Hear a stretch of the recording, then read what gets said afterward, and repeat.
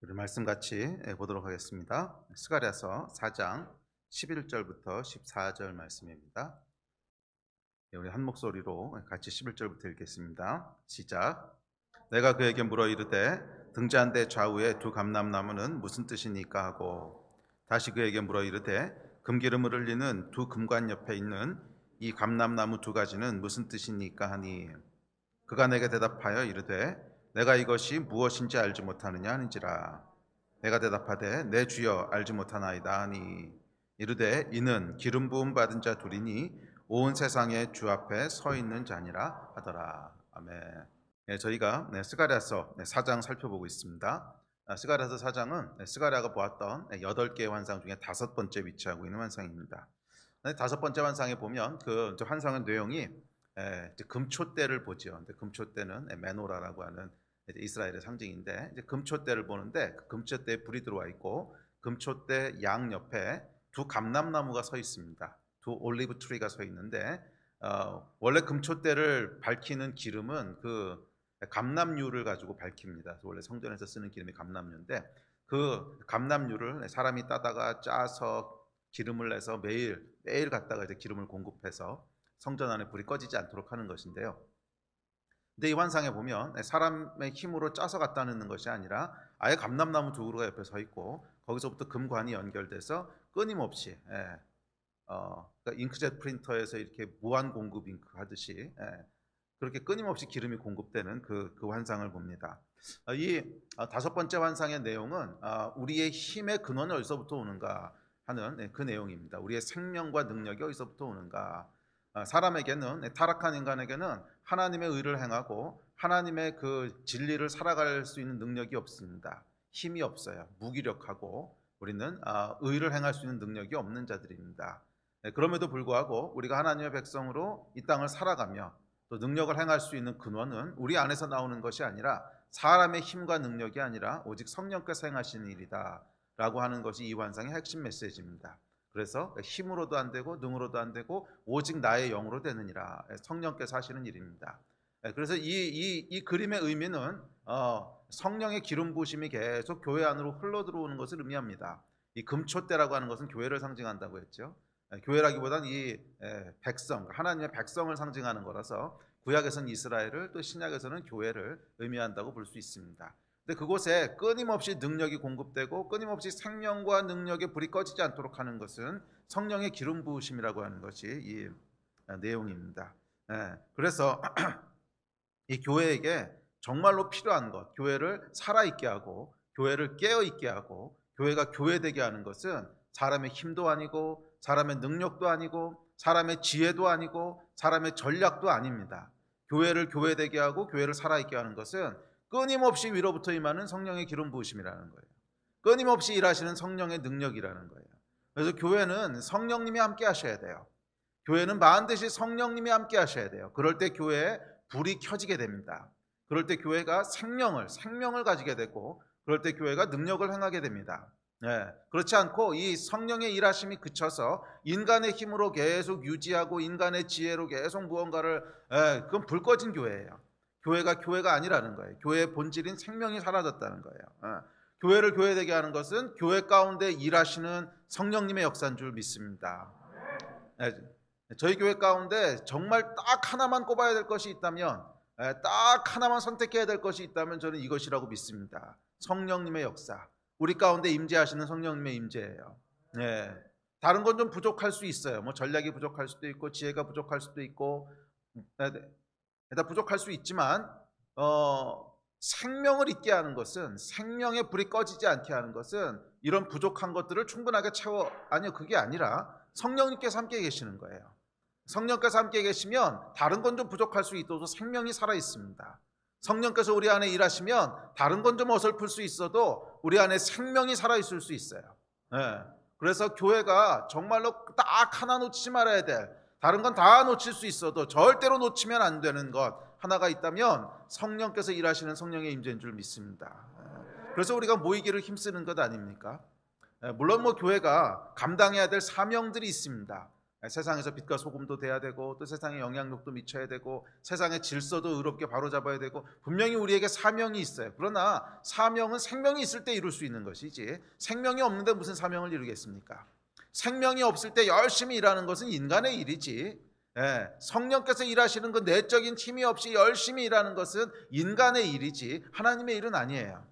하나님의 일은 철저히 무기력한 인간 가운데, 무기력한 인간이라고 하는 것은 죄를 행할 수 있는 능력만 있다는 것이죠. 우리 지난주에 살펴봤듯이 의를 행할 수 있는 능력이 전혀 없어요. 인간은 죄를 행할 수 있는 능력밖에 없는데 하나님의 도우심이 아니시고 인간이 열심히 일한다고 하는 것은 계속 죄를 쌓아가는 것뿐이에요.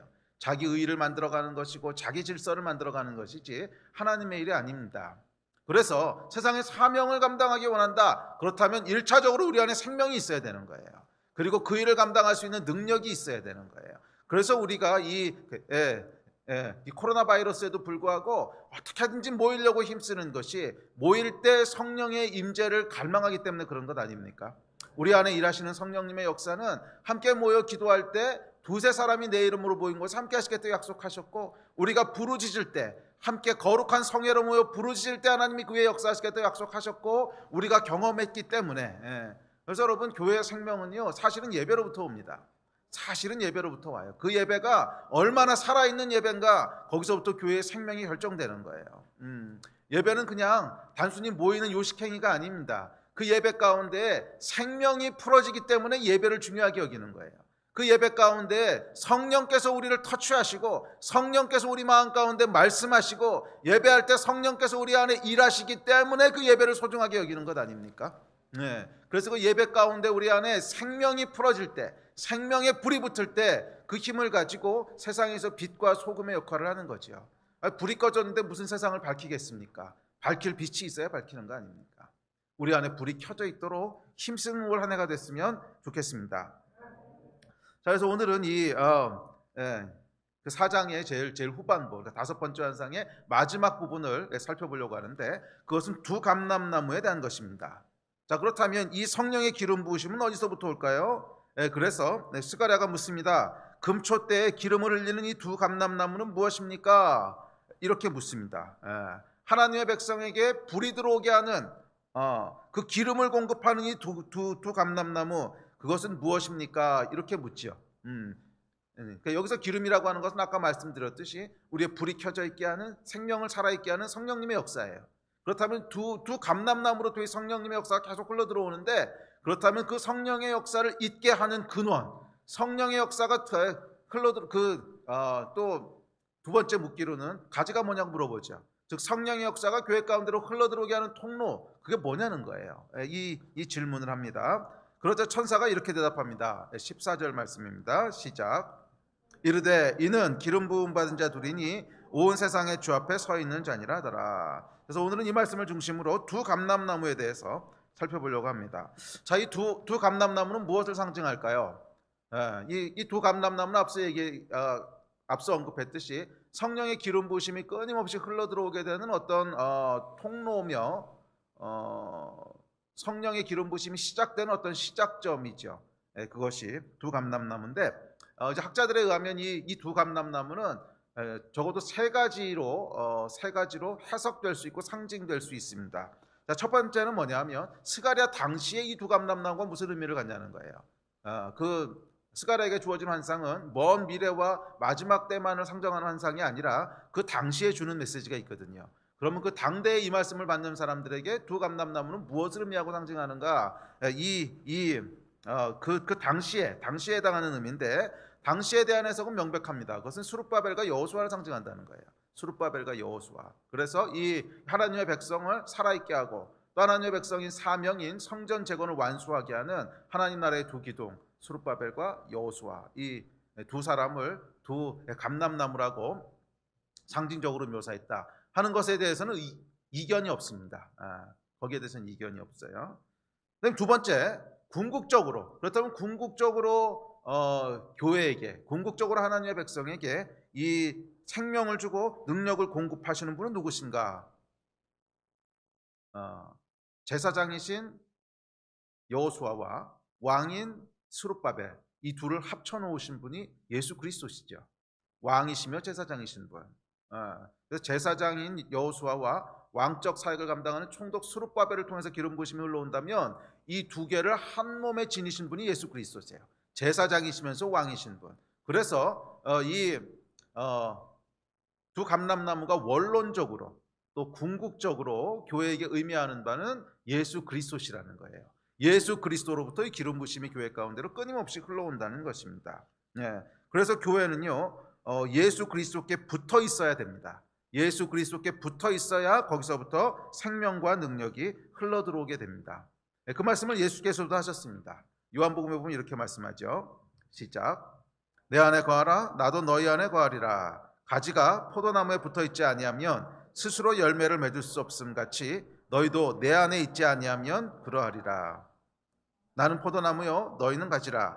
그가 내 안에 내가 그 안에 거하면 사람이 열매를 많이 맺나니 나를 떠나서는 너희가 아무것도 할 수 없음이라. 동일한 말씀입니다. 예수 그리스도께 붙어 있어야 거기서부터 힘을 얻게 되고 거기서부터 영양분을 공급받아서 열매를 맺게 된다는 거예요.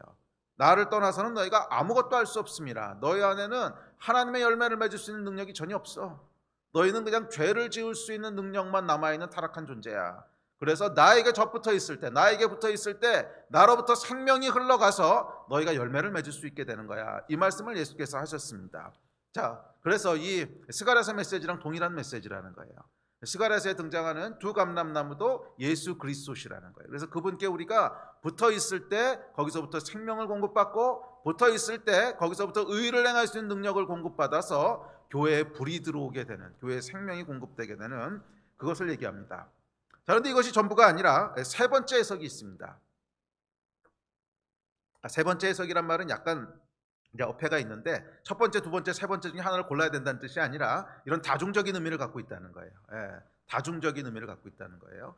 예언이라고 하는 것이 거의 대부분 그렇죠. 예언은 항상 다중적인 의미를 갖습니다. 그 얘기는 예언을 받는 당대에 의미하는 바가 있고 또 신약 시대를 살아가는 후대 사람들에게 주는 메시지가 있고 또 마지막 때 예수님께서 오기 직전에 해당하는 메시지가 있고 이런 식으로 다중적인 메시지를 갖고 있어서 뭐 세 번째 해석이라고 하는 것이 첫 번째, 두 번째, 세 번째 중에 하나가 옳고 나머지는 틀리다 이런 말이 아니라 이렇게 세 가지를 다 의미한다는 것입니다. 세 가지를 다 의미한다는 거예요. 자, 세 번째 해석은 이 계시록에 보면 두 감람나무가 다시 한번 등장합니다. 그런데 이 계시록 말씀을 보면 스룹바벨과 여호수아가 아닌 것은 분명하고요. 계시록 말씀에 나타나는 두 감람나무는 그리고 예수 그리스도라고 해석하기도 애매합니다. 한번 보시죠. 계시록 11장 3, 4, 5, 6절입니다. 시작. 내가 나의 두 증인에게 권세를 주리니 그들이 굵은 베옷을 입고 1260일을 예언하리라.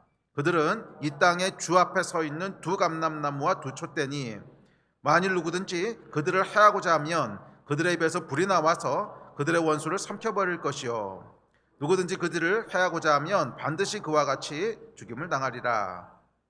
그들이 권능을 가지고 하늘을 닫아 그 예언을 하는 날 동안 비가 오지 못하게 하고 또 권능을 가지고 물을 피로 변하게 하고 아무 때든지 원하는 대로 여러 가지 재앙으로 땅을 치리로다. 자, 보면 이 계시록 말씀은 여러분 잘 아시겠지만 마지막 때에 대한 예언입니다. 그리고 이 마지막 때라고 하는 것은 꼭 예수님이 오시기 직전 얘기만이 아니라 예수님의 초림부터 재림까지의 전체 기간을 의미한다고 했죠. 즉 오늘날 우리가 살아가고 있는 신약 시대, 교회 시대가 마지막 때라는 거예요. 계시록은 그때에 주는 메시지입니다. 신약 시대에 주는 메시지인데 이 기간 동안에 두 감람나무가 있다는 거예요. 그리고 이 두 감람나무는 스가랴서에서 얘기한 두 감람나무인 게 거의 틀림없습니다. 왜냐하면 표현도 거의 같아요. 주 앞에 서 있는 두 감람나무라 그랬어요. 근데 스가랴에서도 두 감람나무는 주 앞에 서 있는 자이니라. 주 앞에 서 있는 자 이렇게 얘기하죠. 그러니까 스가랴서의 말씀을 그대로 인용해서 따온 것이 분명합니다. 그런데 이 계시록의 두 감람나무가 무엇인가 보면 이 계시록에서 사용하는 숫자들은 묵시문학이라고 해서 그 당시에 많은 그런 종류의 문학들이 있었는데 거기에 숫자에 다 의미들이 있습니다. 1부터 10 넘어가는 숫자들에 다 의미가 있는데 1은 하나님의 숫자고 뭐 이런 식으로 의미가 있어요. 근데 2가 무슨 숫자냐면 공동체의 숫자예요. 2는 하나가 아니고 둘이다. 그래서 공동체의 숫자라서 항상 2라고 하는 것은 뭐 성경 전체에서 그런지는 모르겠지만 적어도 묵시문학에서는 분명히 그렇습니다. 2라고 하는 것은 하나님의 백성을 상징하는 숫자예요. 그래서 두 증인이다 했을 때는 하나님의 백성, 그러니까 신약시대의 교회를 얘기하는 말입니다. 하나님을 증거하는 공동체 이런 뜻이죠.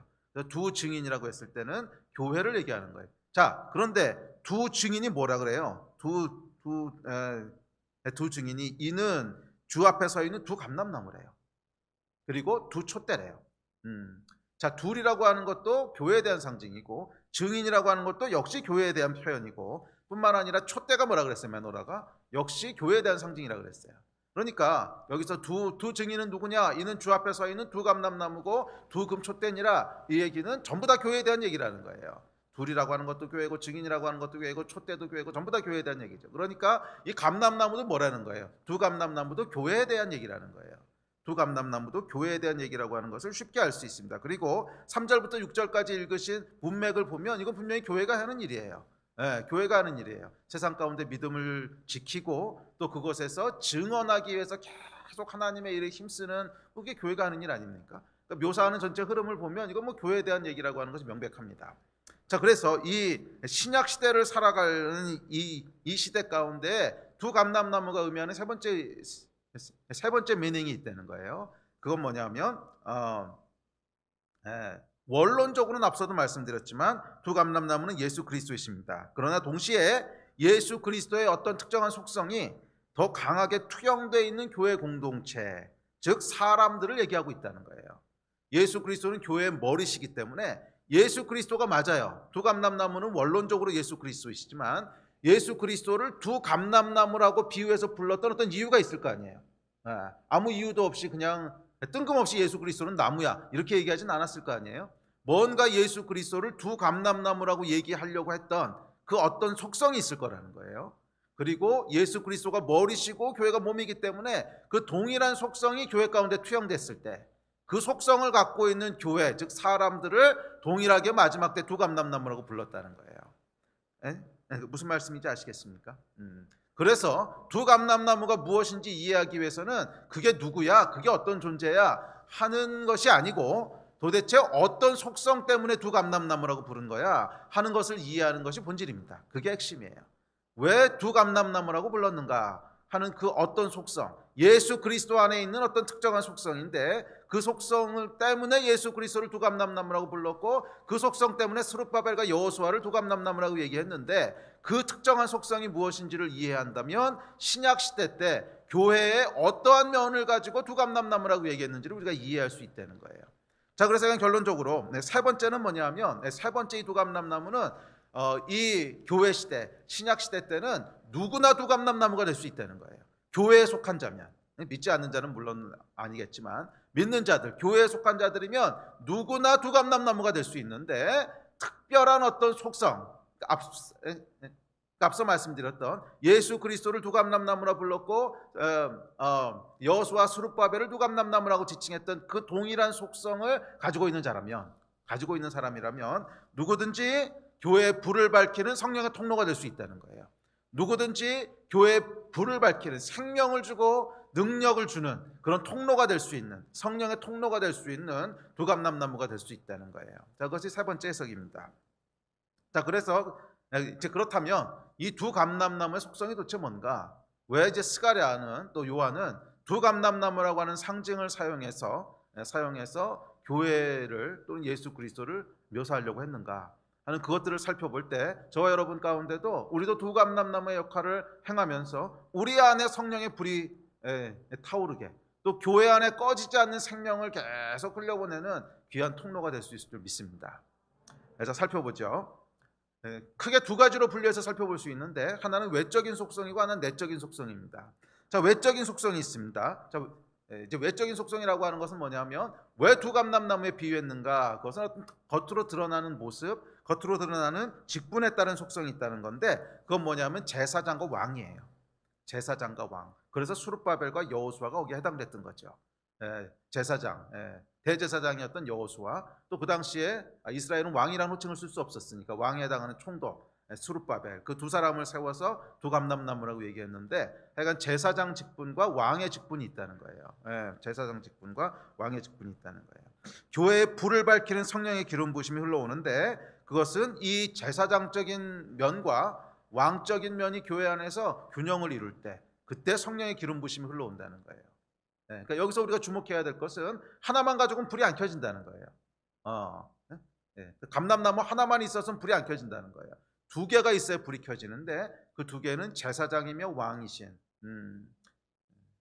왜 그러냐면 예수님이 그런 분이시기 때문에 그래요. 교회는 예수 그리스도의 몸이에요. 그분이 우리의 머리세요. 그래서 교회는 세상 가운데 예수님이 어떤 존재인가를 그대로 드러내야 되는 존재예요. 그런데 예수님이 어떤 분이시냐면 제사장이면서 왕이세요. 그러니까 제사장이라고 하는 것은 하나님과 사람을 연결해 주는 존재, 구원을 주는 존재인 동시에 이 땅에 하나님의 나라와 질서를 세워가는 다스리고 통치하는 왕이신, 영원한 왕이신 그분이 예수님이세요. 그렇다면 교회가 어떻게 돼야 생명 있는 교회겠어요? 동일하게 이 예수님의 제사장이고 왕이신 것을 세상에 드러냈을 때 교회가 생명이 있는 거죠. 그래서 교회 안에 언제 생명이 들어오고 언제 교회 안에 불이 켜지는가? 교회가 제사장이며 왕적인 사명을 균형 있게 감당할 때 그때 교회에 불이 들어온다는 거예요. 물론 이 두 가지 중에 아무것도 감당하지 못하는 교회는 생명이 없는 교회겠죠. 그러나 하나만 감당한다고 해서 불이 들어올 수 있냐? 그렇지 않다는 거예요. 이 두 가지가 다 있어야 된다는 것을 얘기하고 있습니다. 자, 먼저 제사장적인 속성이 있습니다.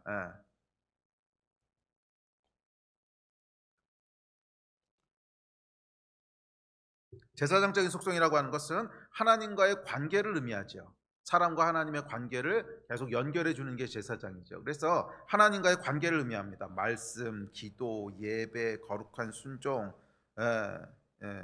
이런 것들을 통해서 하나님 앞에 계속 살아가는 것이 제사장적인 삶이죠. 자, 그래서 이 제사장은 성전을 터전으로 삼아 살아가는 사람들이에요. 그러니까 신약 시대로 얘기하면 교회 안에서 행해지는 예배나 기도나 말씀이나 그런 좁은 의미의 신앙생활, 넓은 의미의 신앙생활을 우리가 교회 안에서만 행하는 것이 아니죠. 세상 속에서 하나님의 말씀을 살아가고 또 빛을 발하고 이렇게 살아가는 건데, 좁은 의미의 신앙생활은 뭐예요? 교회를 중심으로 교회를 터전으로 행해지는 거죠. 그래서 그 안에서는 순수하게 하나님과 나 사이의 관계가 강조되고 있는, 그것이 교회를 중심으로 한 어떤 그 좁은 의미의 신앙생활인데, 제사장적인 측면이라고 하는 것은 바로 그거예요. 하나님과의 관계에 훨씬 더 강력하게 포커스를 둔 거예요. 그래서 우리가 주 앞에 기도하고 주 앞에 예배하고 주의 말씀을 듣고 그 말씀을 순종하고 거룩함을 위해서 싸우고 하는 이 교회를 중심으로 한 교회 안에서 행해지는 좁은 의미의 신앙생활이 제사장적인 측면이에요. 근데 이것이 전부가 아닙니다. 반면 왕적인 측면이 있어요. 왕적인 측면은 뭐냐면 세상 속에서 하나님의 자녀답게 살아가는 거예요. 그래서 제사장의 터전이 성전이라면 왕의 터전은 세상이에요, 그냥. 그래서 왕들은 세상을 터전으로, 세상 속에서 하나님이 창조하신 모든 것들을 그 질서대로 다시 세우고 하나님의 나라를 세워가는 그 선한 싸움을 싸워가는, 다스려가는 그런 왕적인 삶을 삽니다. 그것이 두 번째 측면이라는 거예요. 그래서 참된 교회의 기름 부으심은 이 두 가지가 함께 갖춰졌을 때 온다는 거예요. 제사장적인, 정말 하나님 앞에 참된 예배와 정말 부르짖는 기도와 뜨거운 열정을 가지고 하나님을 섬기는 그것과 더불어 세상 속에서 하나님의 말씀을 실현해가고 빛과 소금의 역할을 감당하고 세상의 질서를 세워가는 그 일을 균형 있게 감당해 갈 때 그 안에 기름 부으심이 온다고 하는 것이 첫 번째 외적인 모습입니다. 자, 개인적으로도 그렇고 공동체적으로도 마찬가지예요. 개인적인 차원에서는 앞서 말씀드렸듯이 우리에게 제사장적인 면이 있고 왕적인 면이 있어요. 그래서 오직 하나님만을 대면하고 예배하고 기도하는 제사장적인 면이 분명히 우리에게 필요하지만, 동시에 우리는 세상 속에서 살아가야 되는 왕 같은 제사장이라고 그랬잖아요. 왕이면서 제사장이에요. 그러니까 왕 같은 제사장, 왕이면서 제사장인데, 제사장처럼 하나님 앞에 끊임없이 우리가 하나님과 연결된 삶을 살지만 동시에 왕으로서 이 땅 가운데 그 하나님의 영광을 드러내고 또 하나님의 질서를 살아내고 그 나라를 세워가는 역할을 감당하는 그런 존재입니다. 자, 그래서 이 두 가지가 우리 안에 균형을 이룰 때 우리 안에 불이 켜진다는 거예요. 우리 안에 생명의 불이 들어오고 우리 안에 성령의 기름 부으심이 계속 임하게 된다는 거예요. 자, 공동체적으로도 마찬가지입니다. 공동체 안에는 물론 공동체에 소속된 모든 사람들이 각 개인이 이 두 가지 면을 다 갖고 있어야 되지만, 그럼에도 불구하고 교회 안에는 은사에 따라서 하나님께서 강조점을 다르게 두셨죠. 교회 안에 있는 모든 사람들이 다 똑같은 일을 섬기도록 하신 게 아니잖아요. 각각의 은사가 있어서 교회 안에도요, 이런 제사장적인 직분으로 더 중요하게 부름받은 사람들이 있습니다. 구약에도 보면 레위 지파는 좀 달랐잖아요. 그러니까 12지파 중에 레위 지파는 따로 떼어내셔서 그 지파에게는 하나님께서 땅을 유업으로 주지 않으셨어요. 그래서 이들의 유업은 뭐였냐면 하나님 자신이었고, 조금 더 구체적으로는 성전이었고, 그것이 이 레위 지파가 감당해야 될 몫이었죠. 그리고 나머지 지파들에게는 땅을 다 분배해서 땅을 지배하고 다스리게 했어요. 그와 마찬가지로 오늘날 교회 안에도 비중이 조금씩 다르다는 거예요. 그래서 특별히 하나님께서 풀타임 사역자들로, 전임 사역자들로 부른 사람들이 있어요. 뭐 저같이 목사라거나 이런 사람들이죠. 그 사람들은 세상에서 하는 일의 비중을 훨씬 더 덜 갖게 됩니다. 그러니까 저도 뭐 세상에서 직장 갖고 일하는 건 아니잖아요. 그렇다고 뭐 세상의 삶을 전혀 안 샀냐? 그건 아니에요. 저도 이 사회 속에 속해 있기 때문에 사회에서 직장만 안 갖는다 뿐이지 여러 가지 사회에 영향을 미치는 액티비티를 합니다. 그러나 상대적으로는 조금 더 비중이 제사장 직분에 가깝죠. 레위 지파에 조금 더 가까워서 어떻게 하면 모든 성도들이 제사장적인 삶을 더 충실하게 살 수 있을까? 어떻게 하면 사람들이 더 친밀하게 하나님을 알 수 있고 더 직접적으로 하나님을 예배할 수 있고 하는 이것에 훨씬 더 많이 포커스하는 직분이 있다면, 동시에 왕적인 부르심을 받은 사람들도 있어요. 그래서 소위 평신도라고 부르는 사람들인데, 저는 이 말에는 굉장한 거부감이 있습니다. 평신도는 평범한 신도라는 뜻이잖아. 이건 내용도 틀렸고요, 표현도 진짜 자존심 상하고 막 이런 표현인데, 그래도 뭐 교회 안에 지금 널리 통용되는 말이니까 할 수 없이 그냥 그 표현을 빌려 씁시다. 마음엔 안 들지만. 하여간 전임 사역자 말고 안전임 사역자들이 있어요. 지금 평신도들이 있는데, 그분들의 터전은 교회 안이라기보다는 교회 바깥인 거예요. 그래서 교회 안에서 우리가 제사장적인 예배를 통해서 그 안에서 충분한 하나님의 은혜와 기름 부심을 경험하지만, 그것을 위해서 준비하는데 모든 시간을 사용하진 않죠. 그것은 그냥 레위 지파가 준비하는 것이고, 그 나머지는 레위 지파가 준비한 것을 함께 누리는 거죠. 그리고 레위 지파도 마찬가지입니다. 레위 지파도 이것에 집중하기 때문에 세상에서 우리가 경제 활동을 하지 않습니다. 그 대신 왕적인 사역을 하시는 분들이 준비한 그런 경제적인 것들을 함께 누리는 거죠. 그것이 하나님이 창조하신 그런 교회의 모습이라는 거예요. 그래서 이 두 가지가 균형을 이루어야 됩니다.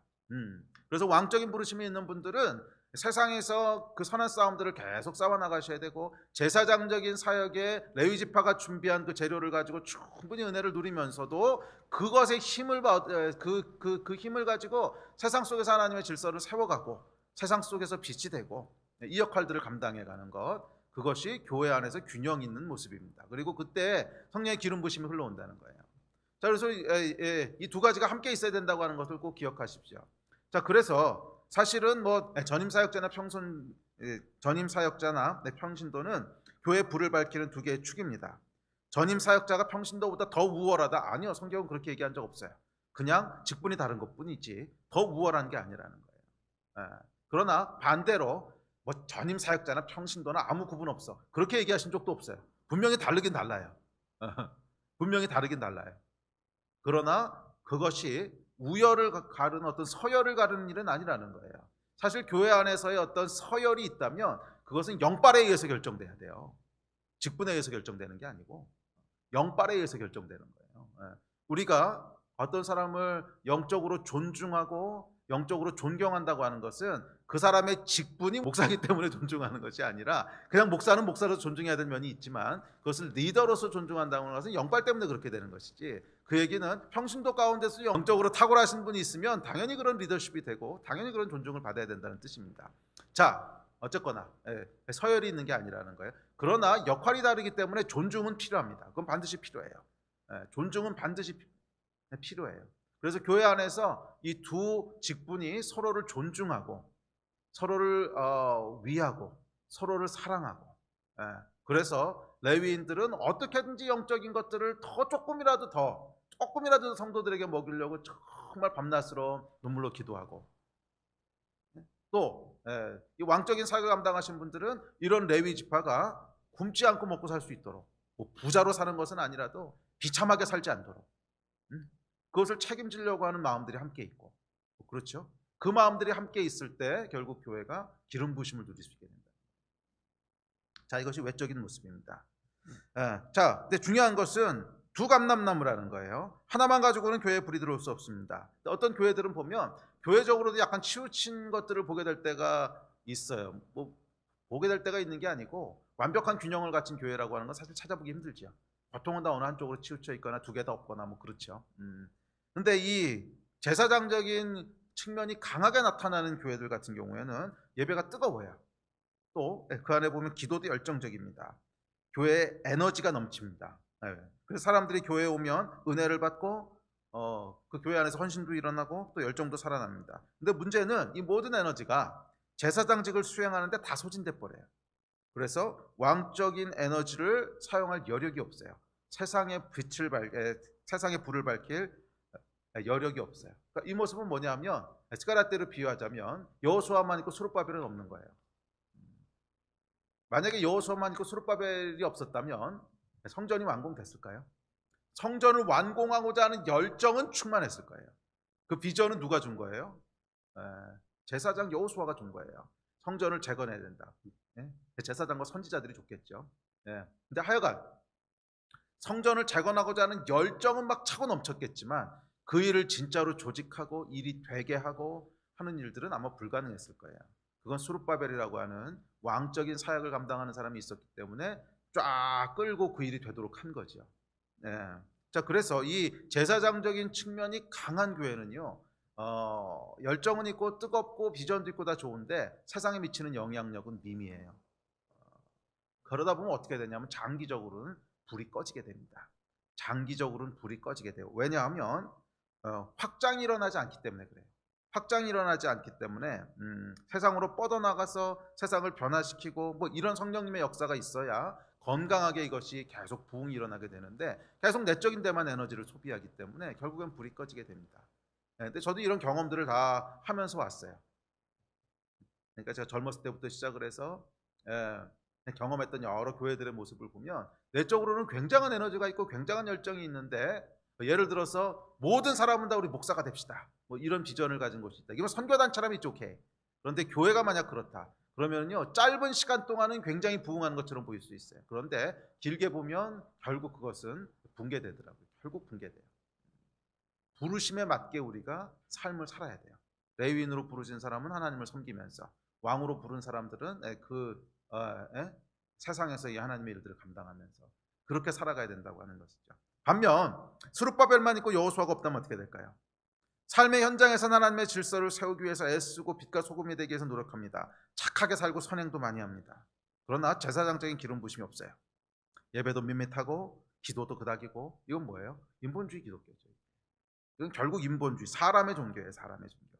하나님과의 관계가 약하기 때문에 하나님께로부터 공급받은 힘이 없어요. 이제 그러다 보니까 사람의 힘으로, 인간의 의로 그렇게 움직이면서 인간의 지혜를 자랑하게 되는 그냥 인본주의 기독교가 되어버리고 맙니다. 이게 뭐예요? 불 꺼진 기독교죠. 불 꺼진 기독교.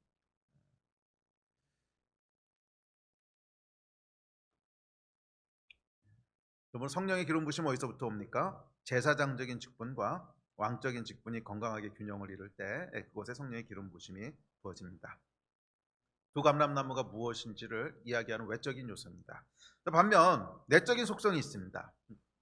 근데 이것이 사실은 훨씬 더 본질적이고 중요한데 이 두 가지 외적인 모습으로 나타나게 되는 것보다도 어떻게 보면 좀 더 본질적이고 중요한 것인데 그것은 내적인 속성이에요. 두감람나무의 내적인 속성은 도대체 뭔가? 왜 두감람나무라고 불렀는가 하는 이유에 대해서 14절에 보면 이렇게 이제 천사가 설명합니다. 우리 같이 읽읍시다. 시작. 이르되 이는 기름 부음 받은 자 둘이니 온 세상의 주 앞에 서 있는 자니라더라. 자, 이 두감람나무의 내적인 속성을 뭐라 그러냐면 기름 부음 받은 자 둘이고 둘째 주 앞에 서 있는 자라는 거예요.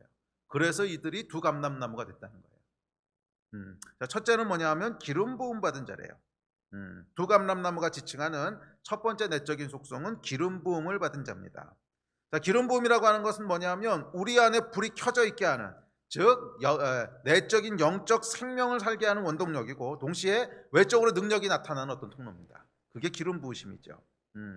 계시록 11장 6절은 감람나무를 이렇게 얘기합니다. 시작. 그들이 권능을 가지고 하늘을 닫아 그 예언을 하는 날 동안 비가 오지 못하게 하고 또 권능을 가지고 물을 피로 변하게 하고 아무 때든지 원하는 대로 여러 가지 재앙으로 땅을 치리로다. 자, 이 말씀은 뭔 것 같아요?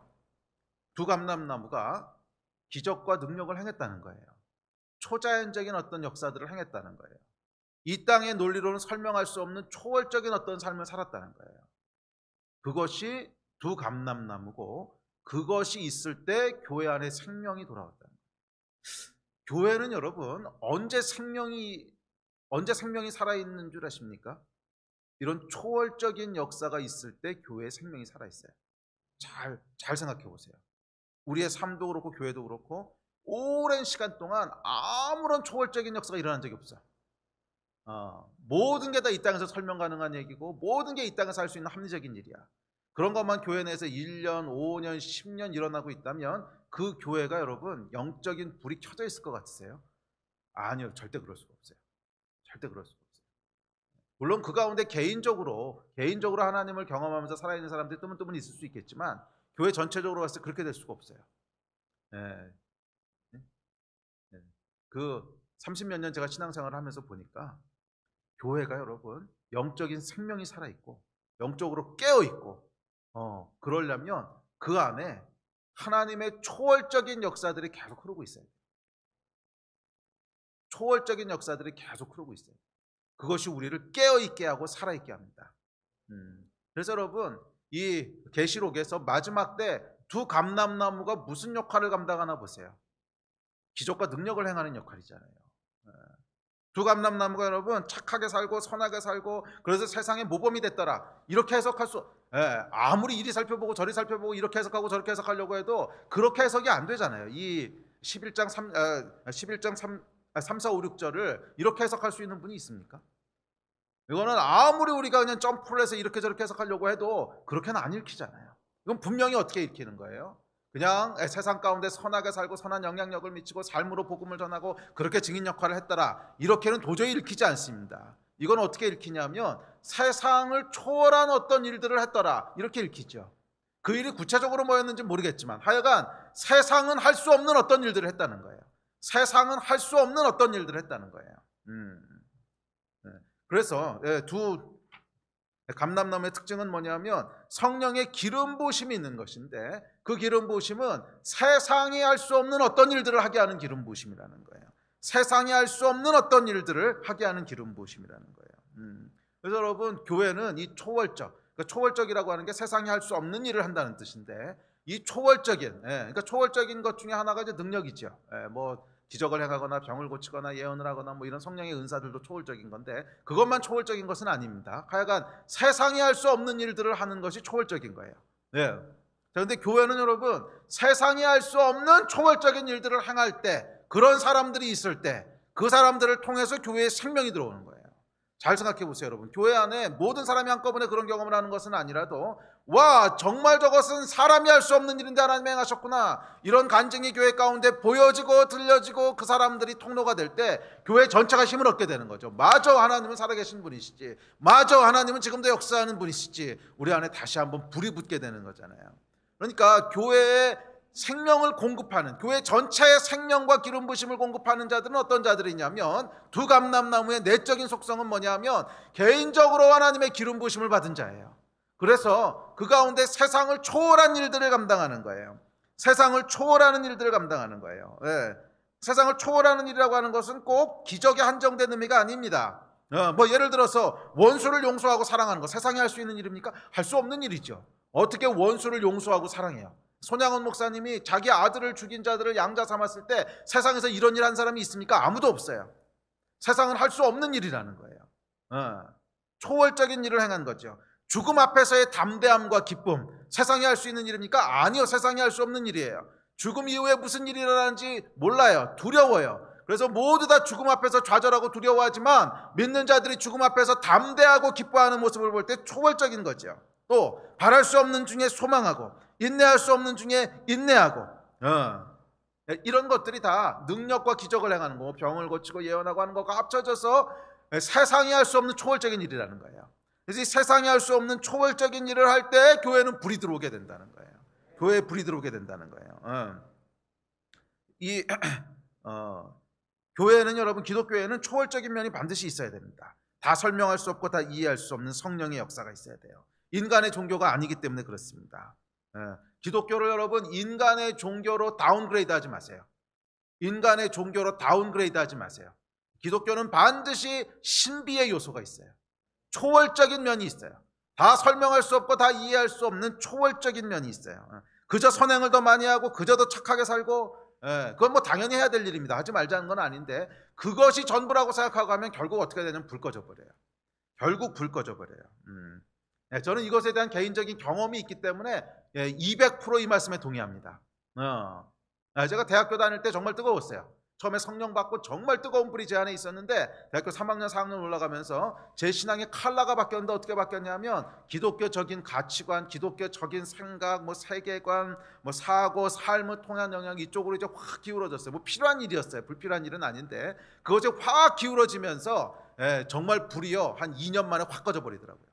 완전 물 버는 것 같이 확 꺼져버리면서 싸늘해요. 머리로는 알아요. 머리로 내가 무엇을 해야 되는지를 알고, 머리로는 어떻게 살아야 되는지를 아는데 가슴에 불은 없어요. 그냥 싸늘해져 버린. 제가 그 경험을 통해서 우리 안에 불이 꺼지는 게 뭔구나 하는 걸 제가 알아요. 인간의 기독교를 만들어버리는 순간 불은 꺼져요. 물론 우리가 세상에서 빛과 소금의 역할을 하고 뭐 착하게 살아야 되고 선행해야 되고 당연한 얘기입니다. 그것은. 그런데 그게 생명을 주는 건 아니라는 거예요. 생명이 있기 때문에 그렇게 드러나는 것 뿐이지 그게 생명을 주지는 않아요. 생명은 우리 안에 기름 부으심이 있을 때 오는 거예요. 생명은 성령의 역사가 있을 때 오는 거예요. 내 안에 역사하시는 성령님, 설명할 수 없지만 살아계신 그분이 내 안에 역사하시고, 다 이해할 수 없지만 살아계신 그분이 교회 가운데 일하시고, 이 성령의 역사가 일어날 때 우리 안에 불이 계속 붙어 있는 거더라고요. 그래서 성경은 뭐라고 했습니까? 성령을 소멸하지 말고 예언을 멸시하지 말라 그러잖아요. 우리 다음 말씀 읽어봅시다. 시작. 성령을 소멸하지 말며 예언을 멸시하지 말고, 소멸하지 말고 멸시하지 말라는 거예요. 성령께서 하시는 일을 멸시하지 말고 소멸하지 말고 예언을 통한 그런 초월적인 일들을 이제 멸시하지 말라는 거예요. 오늘 여러분 교회 안에 이 초월적인 일들을 멸시하는 분위기가 너무 팽배하지 않습니까? 뭐 신비주의다 무슨 주의다. 물론 신비한 것만 쫓아가는 것을 제가 동의하는 건 아닙니다. 그러나 교회에서 신비의 요소를 다 빼고 나면 뭐가 남습니까? 신비한 것만 쫓아다니면서 추구하자는 얘기는 절대 아니에요. 오해하지 마십시오. 그러나 그렇다고 해서 교회에서 신비의 요소를 다 빼버리면 뭐가 남아요? 인간의 종교만 남는 거죠. 착하게 살고 윤리적으로 살고 철학, 도덕 이것만 남지 뭐가 남습니까? 하나님 살아계신 분이시라면 우리가 이해할 수 없는 면이 분명히 있어요. 제가 간증해서 여러 번 나눴지만 하나님을 내가 다 이해할 수 있는 합리적인 하나님이라면 그 하나님은 내가 만든 하나님이지 나를 창조하신 하나님이실 수가 없어요. 내가 다 이해한다고 하는 것은 내가 하나님보다 크다는 건데, 내 안에 내가 이해할 수 없는 하나님이 들어와 있는 건데, 요 조그만 하나님이 어떻게 나를 만드세요? 내가 만들어낸 신이지. 하나님이 더 크신 하나님이 조그만 나를 만드셨다면 이해할 수 있는 건 요만큼이고 그 나머지는 이해할 수 없는 거예요. 이해할 수 없는 부분이 있어야 진짜 창조주 하나님이시죠. 그런데 교회에서 초월적이고 이해할 수 없는 부분을 다 빼내고 나면 뭐가 남아요? 인간의 철학과 도덕과 내가 만든 신만 남는 거죠. 그럼 불이 꺼지는 거예요. 교회는 여러분 초월적인 하나님께서 역사하시는 곳이 돼야 돼요. 초월적인 하나님, 이해할 수 없는 하나님이 역사하시는 곳이 돼야 돼요. 그래야 그 안에 불이 들어오게 돼 있어요. 그 안에 불이 꺼지지 않게 돼 있어요. 기억합시다 여러분. 교회는 좋은 일을 많이 하는 곳이 아닙니다. 왜 여러분 세상이 왜 교회에 불이 꺼지는지 아십니까? 교회에 불이 꺼진다는 것은 더 이상 사람들이 교회를 주목하지 않는다는 거예요. 밤에 여러분 불이 꺼진 걸 생각해 보세요. 거기 뭐가 있는지 모르죠. 불이 꺼졌다고 하는 것은 세상이 더 이상 주목하지 않는다는 거예요. 세상이 매력을 느끼지 않는다는 거예요. 왜 교회에 불이 꺼지는지 아십니까? 세상은 교회에게서 뭘 보고 싶어 하냐면 좋은 일 많이 하는 걸 보고 싶어 하는 게 아니에요. 불가능한 일을 하는 것을 보고 싶어 하는 거지. 그게 세상이 보고자 하는 거예요.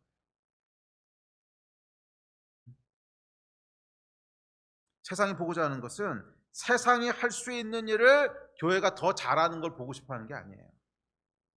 세상이 할 수 없는 일을 하는 걸 보고 싶어 하는 거예요. 그게 여러분 교회의 매력을 느끼는 이유 아닙니까?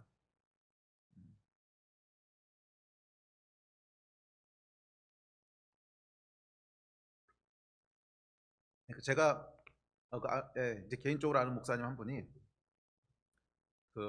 옛날 얘기예요. 옛날 얘기인데 어, 아주 똑똑한 교수님을 만나서 이제 전도를 한 적이 있대요.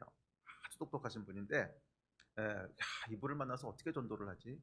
이분은 그냥 이성의 끝판왕인데 이걸 내가 말로 설명해도 분명히 나보다 말을 잘하실 거고 뭘로 설명한다고 한들 이분을 어떻게 전도할 수 있을까 고민하다가 기도하는데 하나님께서 번개같이 이 말씀을 주시대요. 그 사람이 갈망하는 것은 말이 되는 설명이 아니다. 응?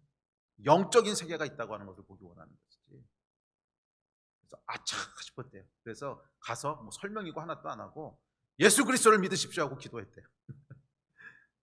근데 이분이 정말 예수를 믿게 됐어요. 그 이야기를 저한테 전해주는데 이게 뭐예요, 여러분? 세상이 보기 원하는 것은, 세상이 갈망하는 것은 합리적인 설명이 아니에요. 물론 우리가 할 수 있는 만큼 설명을 해드릴 수 있지만 세상이 할 수 있는 일을 교회가 하는 걸 보기 원하는 게 아니에요. 착한 일하고 선행도 많이 하고 구제도 많이 하고 그건 여러분 세상도 다 해요. 구제도 하고 착한 일도 하고 다 한단 말이에요. 그것 때문에 교회의 매력을 느끼는 게 아니에요. 사람들이 교회에 대한 매력을 느끼고 교회에 대한 갈망을 느끼게 되는 것은 뭐냐면 세상에서 할 수 없는 일들을 어떻게 하냐는 거예요. 죽음 앞에서의 이 좌절과 두려움과 낙담을 어떻게 넘어서냐는 거예요. 도저히 용서되지 않는 이 원수를 어떻게 하냐는 거예요. 도저히 해결되지 않는 내 안에 있는 분노를 어떻게 하냐는 거예요. 또 도저히 해결할 수 없는 이 불치병을 어떻게 우리가 뚫고 나갈 수 있냐는 거예요. 세상이 감당할 수 없는 것을 어떻게 감당하는가, 그걸 보기 원하는 거예요. 그때 교회에 불이 들어오는 거예요. 교회 불이 꺼지는 것은 여러분 명백합니다. 세상이 할 수 있는 일들을 교회도 따라하려고 그럴 때 교회 불이 꺼지는 거예요. 교회는 여러분 세상이 할 수 있는 일들을 따라하는 것이 아닙니다. 사람들이 교회에서 불을 보기 원하는 것은 세상이 할 수 없는 일들을 하는 교회, 성령께서 일하시는 교회, 아멘. 성령께서 역사하시는 교회. 그래서 사람의 힘도 아니고 사람의 능력도 아니고 오직 성령으로 살아있는, 그걸 보기 원하는 거예요. 아멘. 자, 두감람나무의 두 번째 내적인 속성이 있습니다. 그것은 주 앞에 서 있는 거라는 거예요. 주 앞에. 스가랴서뿐만 아니라 계시록도 똑같이 얘기합니다. 계시록 11장 4절입니다. 시작. 그들은 이 땅에 주 앞에 서 있는 두감람나무와 두 촛대니. 두감람나무의 중요한 속성은 뭐냐면 주 앞에 서 있는 자라는 거예요. 하나님 앞에 서 있는 자라는 거예요. 자, 주 앞에 서 있는 자라고 하는 표현은 뭐냐면 제사장들의 삶을 묘사하는 표현입니다. 제사장들을 뭐라 그러냐면 주 앞에 서 있는 자들이라고 불렀다는 거예요. 이 사람들은 뭐 하냐면 아침에 일어나서 밤에 잠들 때까지 계속 성전을 바라보면서 살아가는 사람이에요. 잠시도 성전에서 눈을 떼지 않고 그것 이외에 다른 역할은 없어요. 끊임없이 성전 앞에서 살아가는, 성전이 상징하는 게 뭐예요? 하나님의 임재지요. 그래서 주 앞에 서 있는 자라고 하는 표현은 뭐냐면 제사장들이 아침에 일어나서 잠들 때까지 끊임없이 성전을 바라보며 끊임없이 하나님을 바라보며 살아가듯이 그렇게 하나님 앞에 살아가는 자들을 묘사하는 거예요. 그렇게 살아가는 라이프 스타일을 묘사하는 것입니다. 그래서 이들은 사람 앞이 아니라 하나님 앞에 서 있던 사람들이었어요. 그래서 이들의 삶은, 주 앞에 서 있는 자들의 삶은 사람에게 보이는 삶이 아니라 하나님에게 보여지는 삶이었어요. 이들이 살아가는 삶은 사람을 의지하는 삶이 아니라 하나님을 의지하는 삶이었어요. 주 앞에 서 있는 자들의 삶은 사람에 의해서 움직여지는 삶이 아니라 하나님에 의해서 움직이는 삶이고, 이들의 삶은 사람에게 판단받는 삶이 아니라 하나님께 판단받는 삶이었어요. 잘 생각해 보십시오, 여러분. 성궤를 잘못 만지면요 하늘에서 진노하셔도 그냥 죽었어요. 또 다른 불을 가지고 성전에 분향하다가 하늘로부터 불이 내려와서 죽었어요. 제사장들이 이 삶을 살았을 때 무엇이 있었을까 생각해 보십시오. 이건 두려워하라는 메시지가 아닙니다. 그것은 하나님의 임재가 이만큼 실제적이라는 거예요. 하나님이 내 삶에 이만큼 실제적이라는 거예요. 그래서 이들 안에는 여러분 사람의 판단, 이건 다 두 번째, 세 번째였어요. 사람이 나에 대해서 뭐라고 얘기하는가 다 두 번째, 세 번째였고, 제사장들이 하나님 앞에 나아가서 일할 때는요 땀이 삐질삐질 흘릴 정도로 뭐를 신경 쓴 거예요? 하나님이 지금 뭐라고 바라보고 계신가, 이거 신경 쓴 거 아니겠습니까? 아니 다른 불 가지고 제사하면 죽는 건데, 율법에 어긋난 대로 이걸 섬기다가는 그냥 진노하셔서 거기서 끝나는 건데, 뭐 사람이 뭐 어쩌고 저쩌고 옷이 왜 그렇게 입었냐, 너는 왜 그런 행동을 했냐, 사람의 말은요 귀에 들어오지도 않았을 거예요. 하나님의 실제가 지금 내 앞에 있는데, 하나님이 지금 내 앞에서 판단하시는 분이신데, 주 앞에 서 있는 자라고 하는 것은 무엇이냐면 이 마음과 태도를 가지고 살아가는 자들이라는 뜻이에요. 이 마음과 태도, 제사장들이 가졌던 그 마음과 태도, 제사장들의 마음 가운데 앞서 얘기했지만 철저하게 하나님 앞에서 살아가는 자들이에요. 왜? 잘못하면 죽으니까. 철저하게 하나님의 판단을 신경 썼던 사람들이에요. 세상 사람들이 뭐라고 판단하느냐, 나를 인정하느냐, 바보라고 하느냐, 다 두 번째, 세 번째야. 가장 내가 신경 쓰이는 건 뭐예요? 하나님께서 지금 나를 어떻게 판단하고 계시는가? 하나님께서 내가 지금 이 성전에 분향하고 있는 것을 거룩하다 말씀하시는가? 하나님께서 내가 지금 이 성전을 만지고 있는 것을 옳다라고 말씀하시는가? 이게요, 모든 마음의 관심에 다 전부였어요. 정말 땀을 삐질삐질 흘리면서 그거 신경 쓰고 있었잖아요. 이 제사장들의 삶이 주 앞에 서 있는 자라고 하는 그 표현 가운데 함축되어 있는 거예요. 자, 마지막 때 누가 두감람나무가 될 수 있는가? 이 마음을 가진 자들이 두감람나무가 되는 거예요. 주 앞에서 살아가는 자들, 주 앞에 서 있는 자들. 나의 모든 판단 기준은 하나님이십니다. 내가 신경 쓰는 것은 오로지 여호와 하나님만 분이십니다. 사람이 나를 옳다고 하느냐, 사람이 나를 칭찬하느냐, 이런 건 다 상관없습니다. 하나님이 나를 옳다고 하시는가, 하나님이 나를 인정하시는가, 그것이 나의 모든 관심사입니다. 나를 움직이게 하는 열정은 사람들이 주는, 세상이 주는 보수에 의해서가 아닙니다. 돈에 의해서도 아니고 직분에 의해서도 아닙니다. 나를 움직이게 하는 것은 하나님께서 나에게 주신 열정이고 비전입니다. 나를 판단하시는 분도 하나님이시고 인정하시는 분도 하나님이시고 나는 오로지 여호와 하나님 앞에서 살아가는 자입니다. 이 마음과 고백이 있는 자들이 누구예요? 두감람나무예요. 아멘. 여러분은 누구 앞에서 서 있는 자십니까? 사람 앞에 서 계십니까? 아니면 주 앞에 서 계십니까? 여러분은 누구에게 보여지는 삶을 사십니까? 사람에게 보이기 위한 삶을 사십니까? 아니면 하나님에게 보이기 위한 삶을 사십니까? 여러분을 움직이게 하고 여러분이 무언가를 선택하게 하는 것은 무엇입니까? 하나님입니까? 아니면 사람들입니까? 사람의 인정입니까? 또한 여러분이 두려워하는 것은 무엇입니까? 하나님의 판단입니까? 아니면 사람의 판단입니까? 누구 앞에 서 계십니까? 누구 앞에 서 계십니까? 예배팀 앞으로 나오십시오.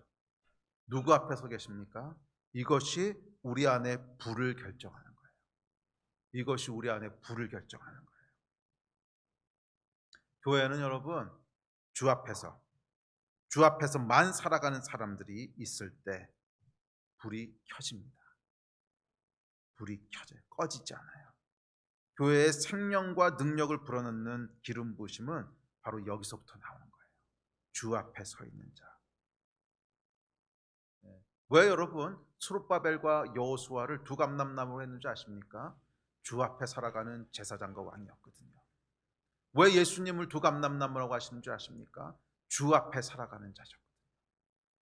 이 속성, 그리고 이 마지막 때를 살아가는 모든 성도들 가운데 누가 두감람나무가 되는가? 누가 교회의 불을 밝히는 두감람나무가 되는가? 누구나 될 수 있어요. 누구나 될 수 있는데 요구되는 속성이 있어요. 그것은 주 앞에 살아가는 자예요. 주 앞에 살아가는 것으로 인하여 하늘로부터 기름 부으심을 받는 자들이에요. 하늘로부터 오는 기름 부으심은 여러분 주 앞에 살아가는 자들에게 주어지는 결과입니다.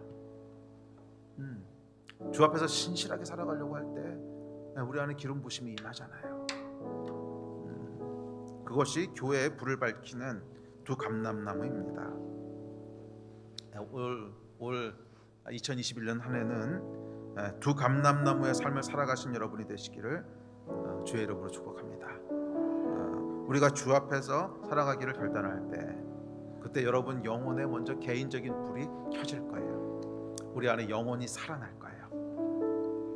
그래서 여러분 저는 예배가 정말 중요하다고 믿어요. 어떤 분들은 그 예배가 중요한 게 아니라 흩어져서 살아가는 우리 각자의 삶이 중요하다고 강조하시는 분들이 계세요. 그 말에 반대할 생각은 없습니다. 결과적으로는 그렇게 돼야죠. 결과적으로는 우리 흩어져서 각자의 삶 가운데 역할을 감당하는 자들이 돼야 되지만 그 힘이 어디서 올까요? 그 힘은 주 앞에 서 있을 때 오는 거 아니겠습니까?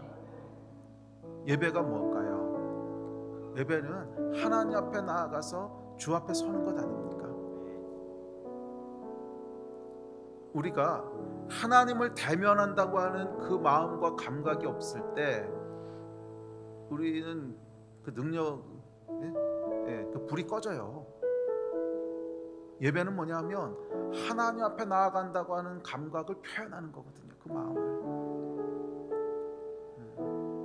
그런데 예배 때 그것을 표현하지 않는 사람이 과연 우리의 각자의 자리에서 하나님을 의식하면서 살아갈 수 있는 힘이 있을까? 저는 여기에 큰 미싱 포인트가 있다고 믿는데, 사람을요 너무 대단한 존재로 생각하는 거예요. 그럴 만한 의지가 없어요. 우리는 사실은 예배에서 그 예배 자리에 나가서 서로의 모습 가운데 또 나의 고백 가운데 하나님 앞에 나아간다고 하는 이 절절한 고백들이 함께 공유될 때, 그랬을 때 우리 안에 불이 켜지고 힘을 얻고, 그래서 각자의 자리에서 싸워나갈 수 있는 힘을 얻게 되는 것이지. 그래서 성경은 뭐라고 그랬습니까? 모이기를 패하지 말라 그랬죠. 왜? 하나님 앞에 나오고자 하는 표현이거든. 정말 여러분 삶 가운데 불이 들어오기를 원하신다면, 또 우리 교회 가운데 불이 켜지기를 원한다면 우리 주 앞에서 살아가는 한 해가 됐으면 좋겠습니다. 사람이 아니라 하나님 앞에서 살아가는 한 해가 됐으면 좋겠습니다. 하나님을 인식하고 하나님을 바라보고 그분 앞에서 영원히 머물고 싶어하는 그 마음, 잠시도 다른 데로 눈을 돌리지 않는, 아침에 일어나서 잠들 때까지 하나님만 바라보는 이 주 앞에 서 있는 자의 삶, 그것이 올 한 해 동안 우리의 예배고 우리의 삶이고 우리의 믿음이 되었으면 좋겠습니다. 우리 같이 좀 일어나서 기도합시다.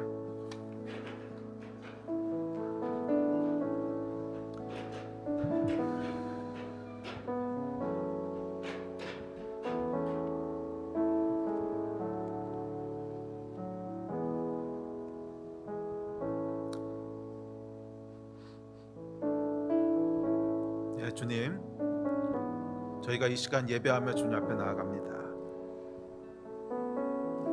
주의 성전을 바라보며 주의 보좌와 그 영광을 바라보며 주님 앞에 나아갑니다. 살아계신 성령님, 우리 안에 역사하시고 임재하셔서 지금도 살아계신 하나님의 이 현현을 우리로 보게 하시고 우리로 인식하게 하시고 우리로 깨닫게 하여 주십시오.